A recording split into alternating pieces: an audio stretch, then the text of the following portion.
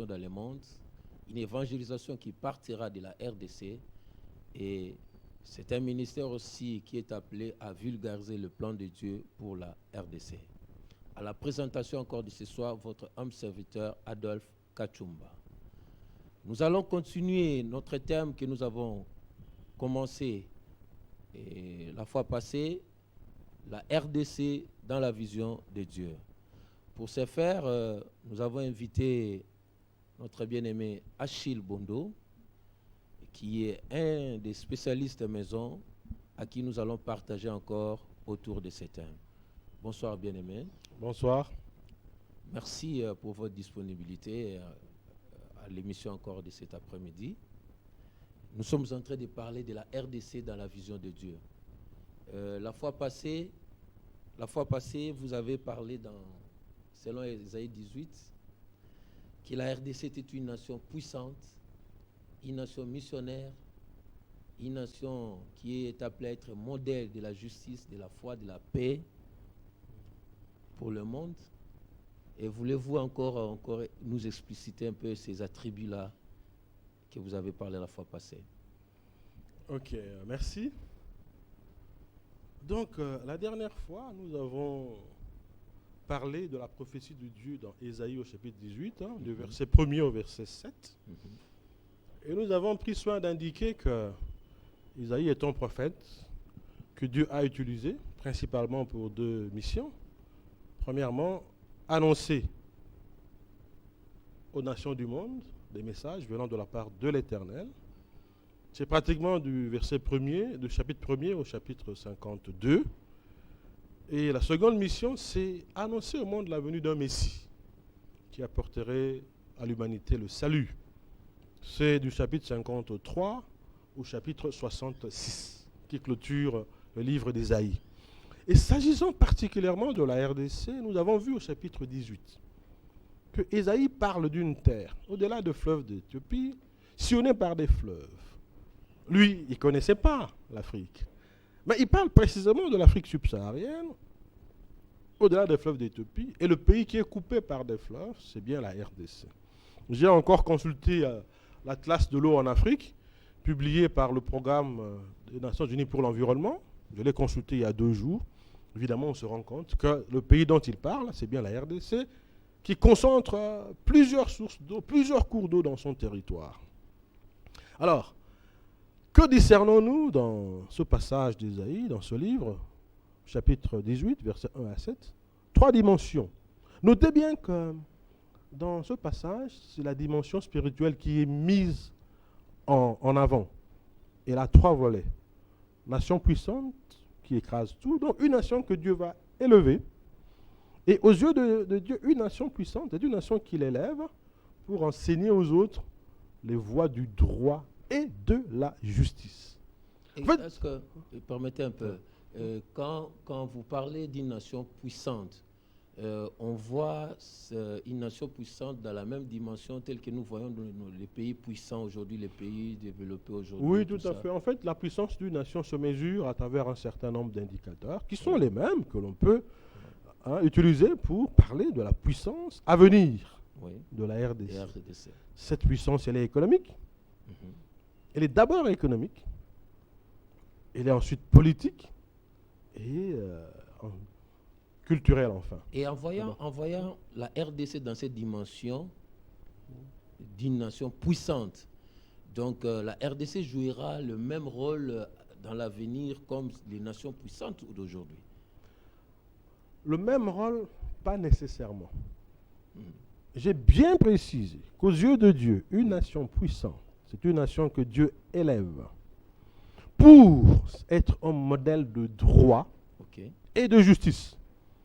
Les nations puissantes du monde actuel ne sont pas des modèles de droit et de justice vis-à-vis des autres. C'est des nations, pour l'essentiel, qui ont été bâties sur la base des valeurs bibliques, mais qui progressivement, du fait de cette puissance, se détournent de ces valeurs. Et aujourd'hui, elles sont en train de subir le revers de cette attitude. Il s'écarte de plus en De plus. plus en plus, oui. Je des vous ai parlé vertus chrétiennes, dernièrement. oui, oui. Je vous ai parlé dernièrement du débat qu'il y a au Parlement européen Ouais. sur l'héritage chrétien de l'Europe. Aujourd'hui, Quelqu'un ce m'a qui- dit l'Europe est devenue post-chrétien là. non, non, effectivement, voilà, vous le dites très bien, post-chrétien, même les États-Unis. Ouais. Je vous ai parlé dernièrement de Bill Bright, Oui.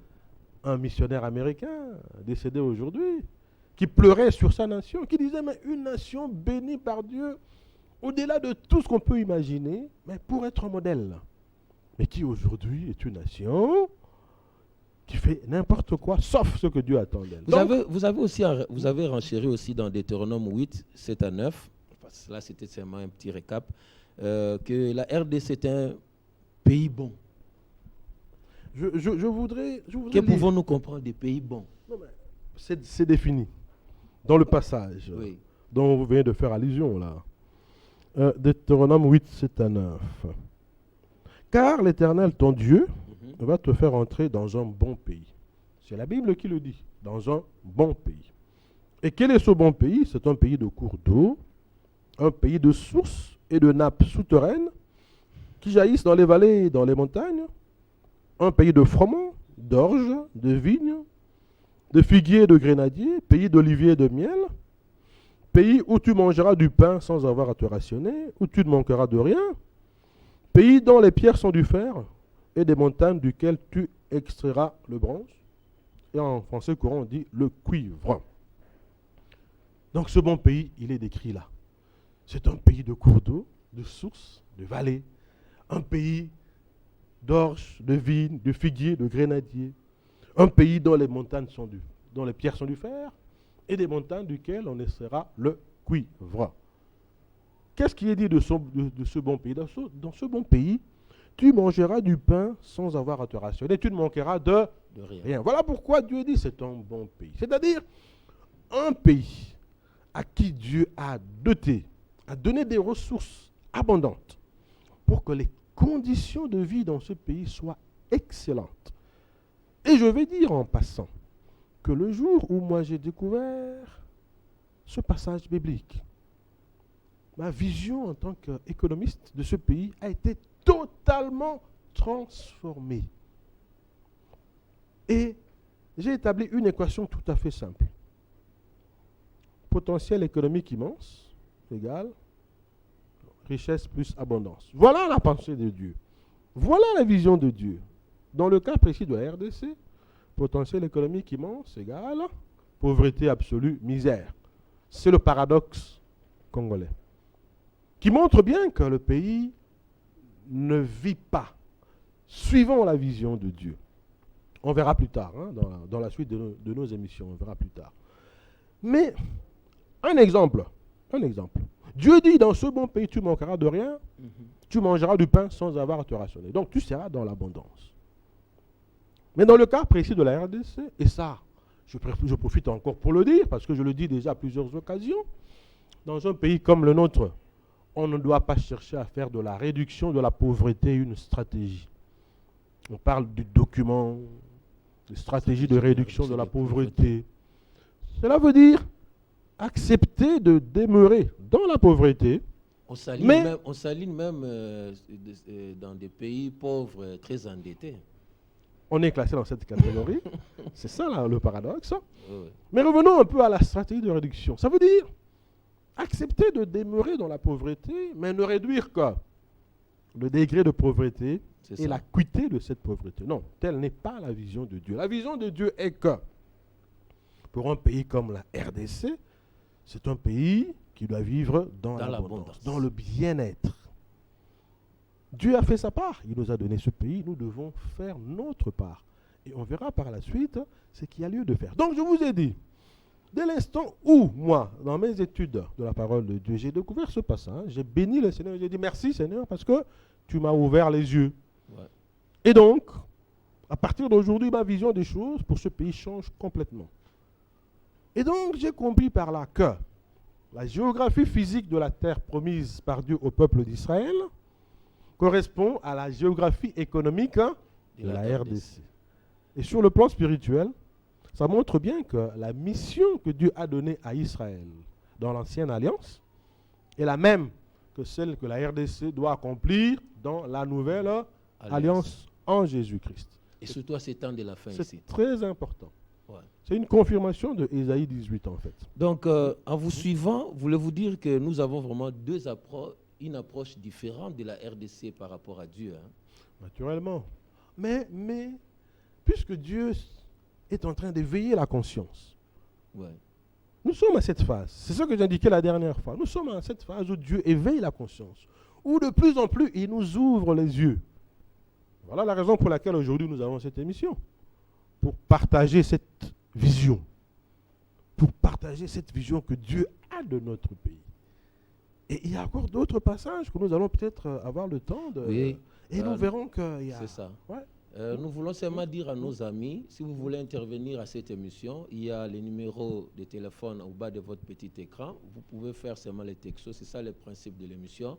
Faites-nous les textos, surtout au numéro Vodacom, je crois parce que les numéros RTL ne passent pas aujourd'hui. Faites vos textos sur le numéro Vodacom et nous allons lire cela et proposer à notre invité. Achille, qu'est-ce que la RDC dans la vision de Dieu?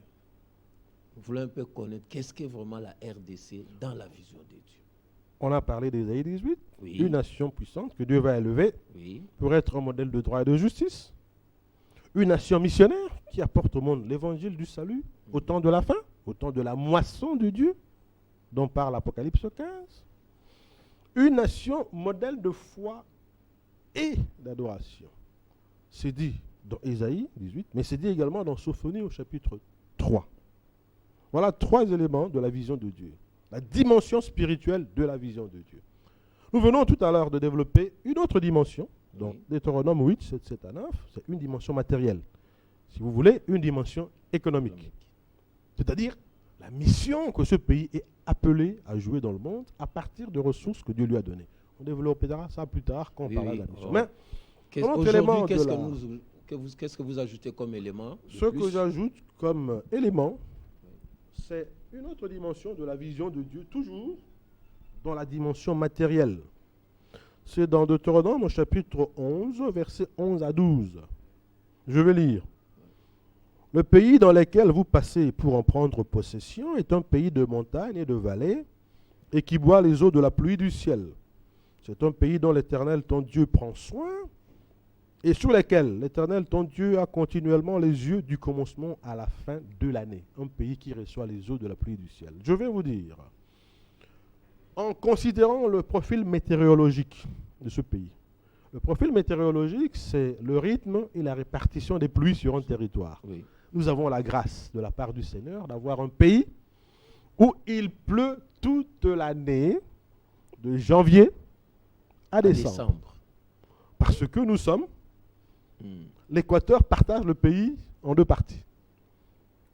Au-dessus de l'équateur, c'est la pluie en permanence. Je me rappelle une fois, je quittais Kinshasa en saison sèche. Je suis allé à l'équateur. En débarquant à l'aéroport de Mbandaka, c'est la pluie qui m'accueille. Une forte pluie. Et pendant tout le séjour que j'ai passé dans cette partie du pays, il a plu. Alors qu'ici, c'était la saison sèche. Donc nous avons un profil météorologique très favorable. Et la Bible dit, c'est un pays qui reçoit les eaux, qui boit les eaux de la pluie du ciel, et sous lesquels l'Éternel a continuellement les yeux du commencement à la fin. C'est une bénédiction que d'avoir la pluie en abondance de janvier à décembre. C'est un pays béni. Et dans Deutéronome 28, 12, Dieu explique pourquoi. Il t'ouvrira son bon trésor, le ciel, pour donner à ton pays la pluie en son temps et pour bénir tout le travail de tes mains. Et il ajoute, tu prêteras à beaucoup de nations et tu n'emprunteras pas. C'est-à-dire quoi? C'est-à-dire, à partir de cette ressource que Dieu nous donne, l'eau de pluie qui coule en abondance du début à la fin, nous devons avoir une nation qui se trouve dans une situation de capacité de financement. C'est-à-dire une nation qui peut prêter aux autres. Et pas une nation qui se trouve en besoin permanent de financement, comme notre pays. Et là encore, c'est un verset qui a bouleversé ma vision d'économiste. j'ai établi une équation tout à fait simple. Donc je dis, voilà, le potentiel que Dieu nous donne, plus l'abondance des ressources en eau, plus le travail, doit avoir comme résultat la capacité de financement du développement économique national et du financement du développement des autres nations. Dans le contexte de la RDC, c'est tout le contraire. Nous avons le potentiel. Reprenez un peu la formule. C'est une équation tout à fait simple. Oui, pour que mes amis suivent. Très bien. Le potentiel économique important que Dieu donne, plus l'abondance des ressources en eau, que nous recevons notamment de la pluie, plus le travail, doit avoir comme résultat, donc égal, capacité de financement du développement économique national et du développement des autres nations. Donc on doit être en mesure de financer les autres nations. Dans le cas l'eau est gaspillée au Congo. Non, mais c'est la raison pour laquelle... L'eau est gaspillée. C'est la raison. Vous savez, je vous ai dit que ces passages bibliques ont transformé ma vision de Dieu, ma vision pour ce pays. Et je crois que vous le savez. C'est à partir de ce verset, en fait, que j'ai écrit ce livre. Ouais. L'eau, principale ressource économique et enjeu stratégique majeur pour la RDC au XXIe siècle. C'est à partir de ce verset que j'ai écrit ce livre pour essayer d'aider le pays à comprendre qu'avec l'abondance des ressources en eau que Dieu nous donne, si nous mettons ces ressources en valeur, notamment dans l'agriculture, dans la production hydroélectrique, dans le transport, parce que Dieu nous a donné des autoroutes naturelles qui sont des routes de desserte agricole, des fleuves ici, vraiment. Et tous les cours d'eau qui sont régionaux, les affluents du fleuve, ce sont des autoroutes naturelles pour le mouvement des personnes et des biens. Le tourisme fluvial, le tourisme nautique. Il y a beaucoup d'usages de l'eau qui peuvent aider ce pays à être une puissance que Dieu, cette puissance économique que Dieu attend. Et c'est la raison pour laquelle j'ai écrit ce livre. Je répète, l'eau, principale ressource économique et enjeu stratégique majeur pour la RDC au XXIe siècle. Donc voilà comment la vision de Dieu a imprégné ma propre vision des choses. Et je crois que vous avez démontré aussi dans ces livres-là qu'on risque de connaître une autre guerre. Le Congo risque de connaître une autre guerre à cause de l'eau. Ah oui, parce qu'il y a la crise mondiale de l'eau. Ouais. En fait, on parle de la crise mondiale de l'eau, mais la crise de l'eau, elle est d'abord nationale, parce qu'on a de plus en plus de problèmes en matière de couverture des besoins, en matière d'approvisionnement en eau potable. Et ne parlons pas des autres usages. Je ne te coupe pas. Un jour, j'ai essayé de dire ça à un ami. J'ai dit que, écoute, on risquerait de nous faire la guerre pour l'eau. Il dit non, vous exagérez, c'est pas possible. Moi, je dis oui, mais vous ne comprenez pas que l'eau aussi, c'était un bien économique. La manière dont nous gérons l'eau, nous ne comprenons pas que l'eau, c'est un bien économique. On vous fera la guerre si vous continuez comme ça, parce que les autres en ont besoin. Oui, effectivement, les autres en ont besoin. Mais je crois qu'entre États, on peut trouver des arrangements. C'est la raison pour laquelle, notamment, nous recommandons la mise en œuvre d'une diplomatie de l'eau, la diplomatie hydrique. Il y a des principes internationaux en matière d'utilisation des cours d'eau que nous partageons avec d'autres nations. Mais pour moi, le risque le plus important, c'est que les populations qui manquent d'eau dans leur pays migrent. Vont migrer avec leur bétail, pour aller chercher de l'eau là où on peut en trouver. Ouais. Et c'est peut-être ça. Et à ces déplacements, ils vont poser des problèmes. Eh bien sûr. Ça va poser des problèmes. Bien sûr. Et c'est la raison pour laquelle il faut que, dès à présent, on se penche sur la question pour que cette richesse que Dieu nous donne demeure une richesse. Que nous ne vivions pas.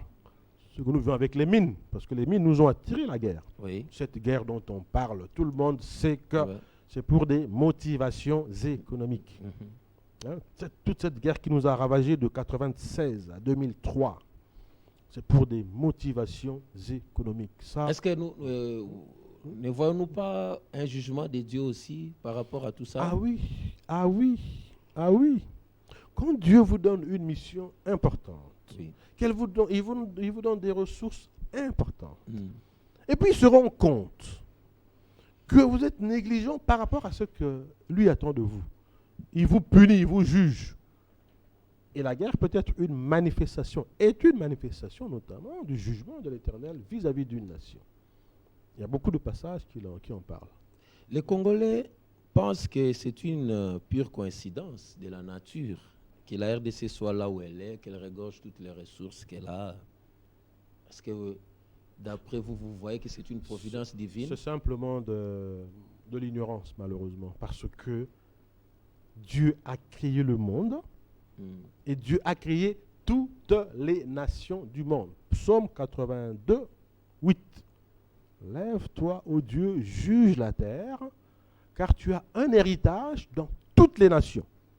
C'est ce que dit la Bible, ma Bible, version Louis II. Lève-toi, juge la terre, car tu as un héritage. L'héritage de Dieu pour les nations, nous avons dit que ça fait partie, c'est un des éléments importants du plan de Dieu pour les nations. Les nations n'existent pas par hasard. Et je vous ai dit tantôt, la dernière fois, que même la création de la RDC ne procède pas du hasard. Nous avons partagé ça. C'est ça. La RDC actuelle prend sa naissance à partir de l'acte général de la conférence de Berlin, signé le 26 février 1885. Et ça commence par une déclaration solennelle merveilleuse. Au nom de Dieu Vraiment tout-puissant. Donc ce pays existe par la volonté de Dieu. Et les nations puissantes que Dieu a utilisées pour créer ce pays l'ont fait au nom de Dieu tout-puissant. Eux-mêmes ne savaient pas pourquoi ils prononçaient ça, mais Dieu savait.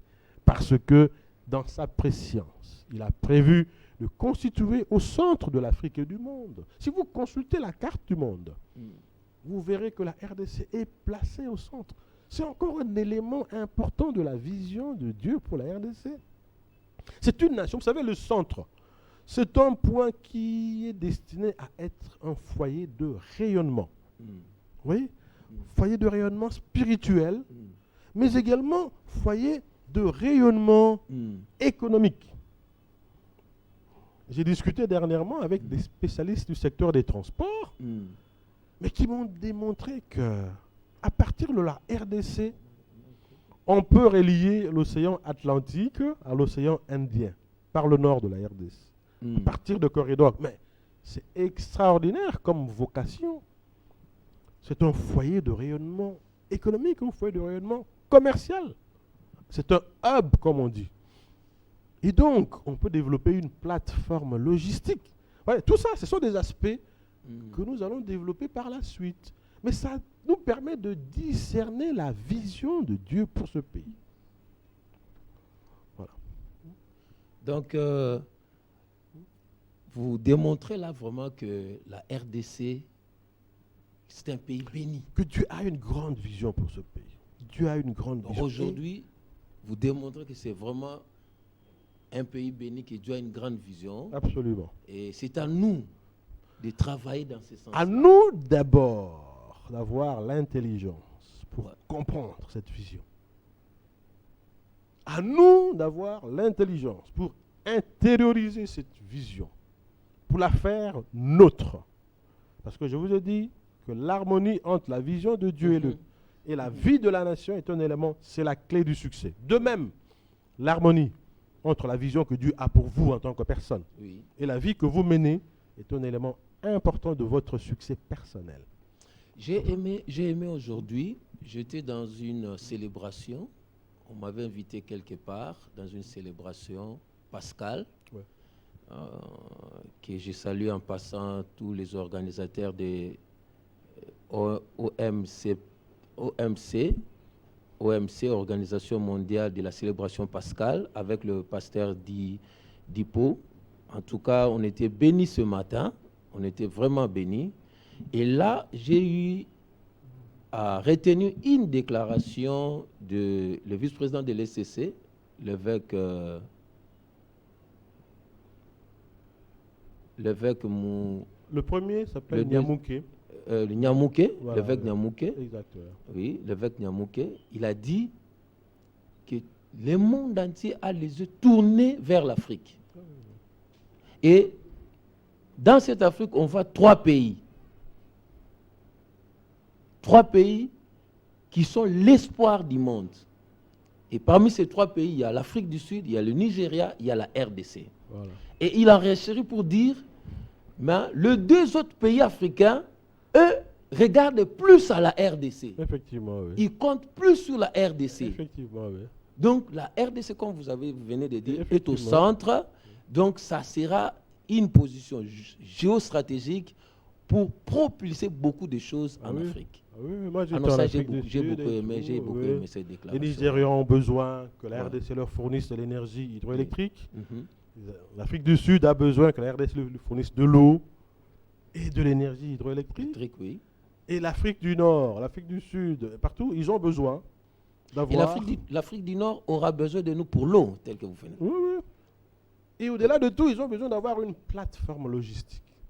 C'est-à-dire une capacité de transport qui permet de développer les échanges entre le nord et le sud du continent, entre l'est et l'ouest du continent. Et cette plateforme logistique, elle a sa place en RDC. Passera par la Malheureusement, elle n'existe pas encore. Mais elle finira par être mise en place parce que c'est la volonté de Dieu. Et nous sommes donc oui, dans ce temps-là. Parce que la vision, elle est là. Ok, merci beaucoup Achille. On me fait si nous sommes presque à la fin de cette émission. Merci pour vous qui nous avez suivis. C'est votre émission Plan de Dieu pour la RDC. Nous sommes en train de parler de la RDC dans la vision de Dieu. Comment Dieu voit la RDC? Comment Dieu a prévu de bonnes choses pour la RDC? La fois passée, Achille nous a parlé que la RDC c'est un pays bon. Aujourd'hui, il a ajouté que c'est un pays béni. Il nous a montré comment Dieu a béni ces pays. Et cette émission est une production des Fonds congolais pour l'évangélisation mondiale. Ces ministères qui soutiennent l'évangélisation, ces ministères qui cherchent des partenaires. Si vous voulez aussi devenir partenaire dans notre ministère pour soutenir l'évangélisation, pour vulgariser le plan de Dieu, il suffit de nous appeler par ce numéro qui est au bas de votre téléphone ou soit allez consulter notre site.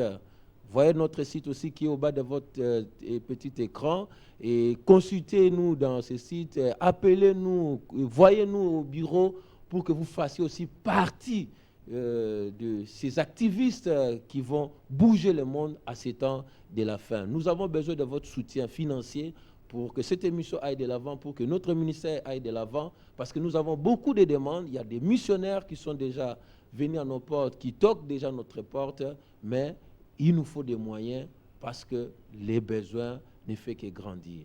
Merci pour vous qui nous avez suivis aujourd'hui. J'aimerais que nous terminons avec Achille, s'il peut nous dire un mot de la fin pour ce soir. Un mot de la fin. Puisque Dieu bénit la RDC, nous-mêmes, nous devons avoir aussi l'habitude de bénir ce pays. Et ce que nous devons demander, ça c'est très bien. Que Dieu nous ouvre ça, les yeux. Très bien. Que Dieu nous ouvre les yeux. Voilà. Et l'intelligence pour que nous comprenions et voyons ce qu'il nous a donné. Vraiment. Que Dieu bénisse la RDC, que nous-mêmes nous puissions bénir la RDC. Chaque jour, bénissez la RDC. Alléluia. Merci beaucoup Achille. Merci à l'équipe technique, à tous les partenaires de FOSEM qui nous soutiennent avec leurs moyens pour que notre ministère aille de l'avant. Merci à toute l'équipe de la rédaction de cette émission Plan de Dieu pour la RDC. Et merci aussi à vous qui nous avez suivis. Bonsoir chez vous. Bonne suite des programmes.